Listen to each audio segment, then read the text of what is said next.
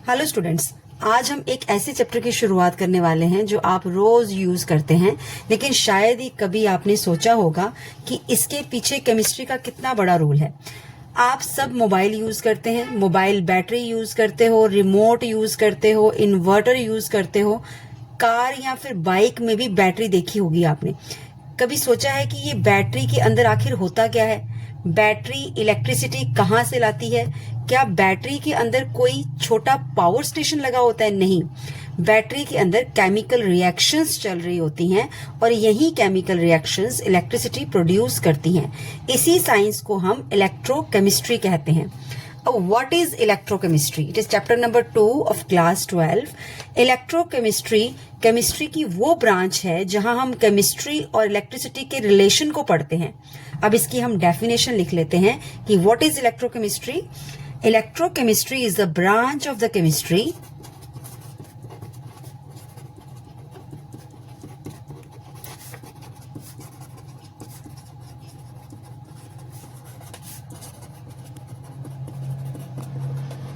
that deals with the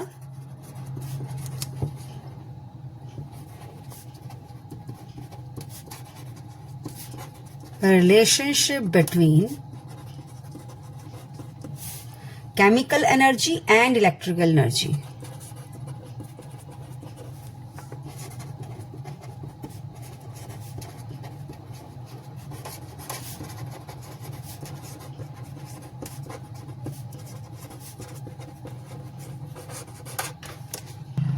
अब इसको हम डेली लाइफ से कनेक्ट करते हैं। अब आपके माइंड में क्वेश्चन आएगा कि इसको पढ़ने की जरूरत ही क्या है? इसको पढ़ने की बहुत ज्यादा जरूरत है। आज दुनिया की ऑलमोस्ट हर रिचार्जेबल बैटरी इलेक्ट्रोकेमिस्ट्री पर डिपेंड करती है।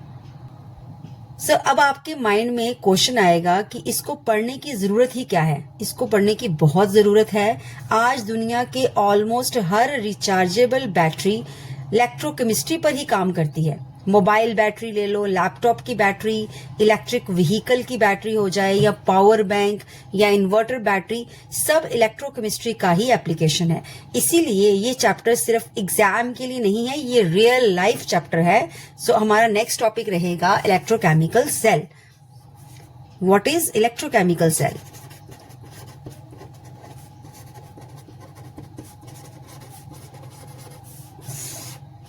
अब मान लीजिए कि हमें इलेक्ट्रिसिटी बनानी है, तो हमें एक ऐसा अरेंजमेंट बनाना पड़ेगा जो केमिकल एनर्जी को इलेक्ट्रिकल एनर्जी में कन्वर्ट कर सके।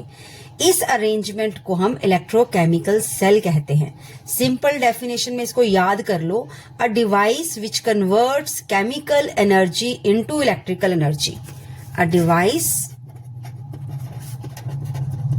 विच कन्वर्ट्स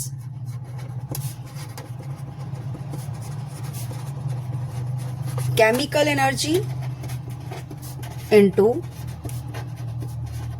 इलेक्ट्रिकल एनर्जी, यानी केमिकल रिएक्शन कराओ और इलेक्ट्रिसिटी पाओ।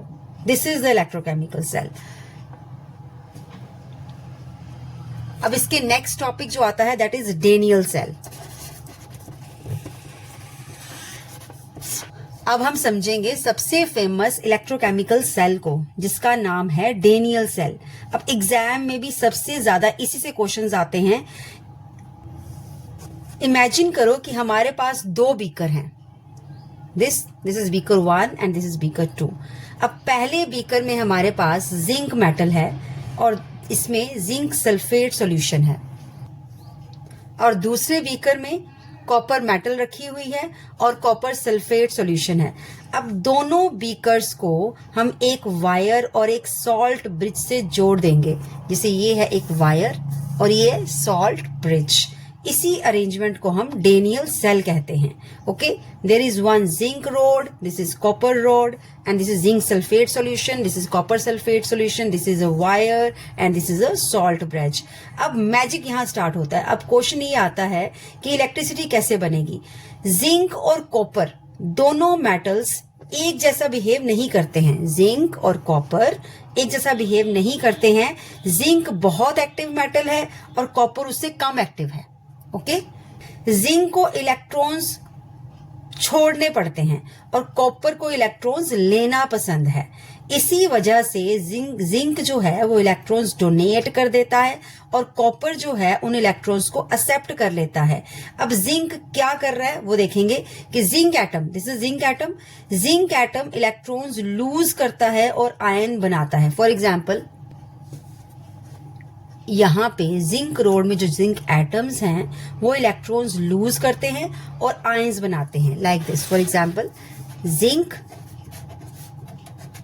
लूजेस इलेक्ट्रॉन्स, जैसे यहाँ पे 2 इलेक्ट्रॉन्स लूज किए और ये बन गया जिंक आयन। जब भी कोई भी एलिमेंट, जब इलेक्ट्रॉन्स या जब भी कोई एटम इलेक्ट्रॉन्स लूज करता है तो उस प्रोसेस को हम ऑक्सीडेशन कहते हैं। इसीलिए हम कहेंगे कि जिंक ऑक्सीडेशन कर रहा है। जिंक क्या कर रहा है? जिंक ऑक्सीडेशन कर रहा है। अब कॉपर क्या कर रहा है? कॉपर को देखते हैं। यहाँ पे कॉपर सॉल्यूशन में कॉपर आयंस ऑलरेडी प्रेजेंट होते हैं, क्योंकि कॉपर सल्फेट सॉल्यूशन है, इसमें कॉपर आयंस भी होंगे, सल्फेट आयंस भी होंगे, तो ऑलरेडी है। अब ये आयंस है, कॉपर आयंस जो सॉल्यूशन के अंदर हैं, ये जिंक के दिए हुए जो 2 इलेक्ट्रॉन्स होंगे वो ले लेता है। जो जिंक इलेक्ट्रॉन्स रिलीज करेगा वो कॉपर 2 पॉजिटिव आयंस जो ऑलरेडी सॉल्यूशन में पड़े हुए हैं वो गेन कर लेगा। For example reaction will be like this, copper 2 plus 2 electrons that forms copper. अब यहाँ इलेक्ट्रॉन्स गेन हुए। जब इलेक्ट्रॉन्स गेन होते हैं तो उस प्रोसेस को रिडक्शन कहते हैं, इसीलिए कॉपर रिडक्शन कर रहा है। अब गोल्डन रूल यहाँ पे क्या है? यहाँ एक गोल्डन रूल याद रखना है कि oxidation means loss of electrons, reduction means gain of electrons. Oxidation means loss of electrons और reduction means gain of electrons. ये हमेशा आपने याद रखना है। अगर आपने ये लाइन याद कर ली तो आपका आधा चैप्टर आपको लर्न हो जाएगा। Okay, now next is the electron flow. अब जिंक ने इलेक्ट्रॉन्स दे दिए, कॉपर ने ले लिए, तो इलेक्ट्रॉन्स किस डायरेक्शन में जाएंगे? हमेशा जिंक से कॉपर की तरफ इलेक्ट्रॉन्स जाएंगे। ये बड़ा इंपॉर्टेंट है। इलेक्ट्रॉन्स किस डायरेक्शन में जाएंगे? From zinc to copper. तो इलेक्ट्रॉन फ्लो होगा फ्रॉम जिंक टू कॉपर। ये बहुत इंपॉर्टेंट पॉइंट है, बोर्ड एग्जाम्स में ये बार बार पूछा जाता है।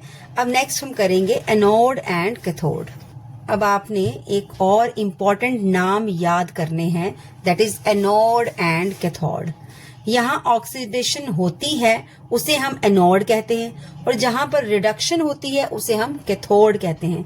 हमारे डेनियल सेल में, जो हमने डेनियल सेल किया था, यहाँ पे जिंक ऑक्सीडेशन कर रहा है, इसलिए जिंक क्या है? एनोड। कॉपर रिडक्शन कर रहा है तो इसलिए कॉपर क्या होगा? Cathode. So zinc is anode, copper is cathode. अब सॉल्ट ब्रिज, नेक्स्ट आता है सॉल्ट ब्रिज। अब सॉल्ट ब्रिज की क्या जरूरत पड़ रही? ये देखें यहाँ पे है ये सॉल्ट ब्रिज, इस डेनियल सेल में this is a salt bridge. अब इसकी जरूरत क्या है? अब यहाँ पे एक बड़ा ही इंटरेस्टिंग क्वेश्चन आता है कि अगर वायर, ये जो वायर है ऑलरेडी लगी हुई है तो फिर सॉल्ट ब्रिज क्यों लगाई? सिर्फ वायर ही लगा लेते, काम हो जाता, लेकिन ऐसा नहीं होता है। थोड़ी देर बाद सॉल्यूशंस में चार्जेस इम्बैलेंस होने लगते हैं और रिएक्शन रुक जाएगी। सॉल्ट ब्रिज इसी प्रॉब्लम को सॉल्व करता है। सॉल्ट ब्रिज है चार्जेस को बैलेंस करने का काम करता है और करंट को कॉन्टिन्यूसली फ्लो करने देता है। This is the function of the salt bridge. अब यहाँ पर इलेक्ट्रॉन्स का फ्लो होगा जिंक टू कॉपर, बट जो करंट फ्लो होगा वो होगा कॉपर टू जिंक। अब फाइनल रिवीजन हम एक बार फिर से रिपीट कर लेते हैं आज का लेक्चर। जिंक इलेक्ट्रॉन्स देता है, कॉपर इलेक्ट्रॉन्स लेता है। जिंक ऑक्सीडेशन करता है, कॉपर रिडक्शन करता है। जिंक एनोड है, कॉपर कैथोड है। इलेक्ट्रॉन्स जिंक से कॉपर की तरफ जाते हैं। सॉल्ट ब्रिज जो है वो चार्ज बैलेंस करता है और इसी पूरे प्रोसेस से इलेक्ट्रिसिटी जनरेट होती है। इसी प्रिंसिपल पर बैटरी भी काम करती है। Okay, thank you.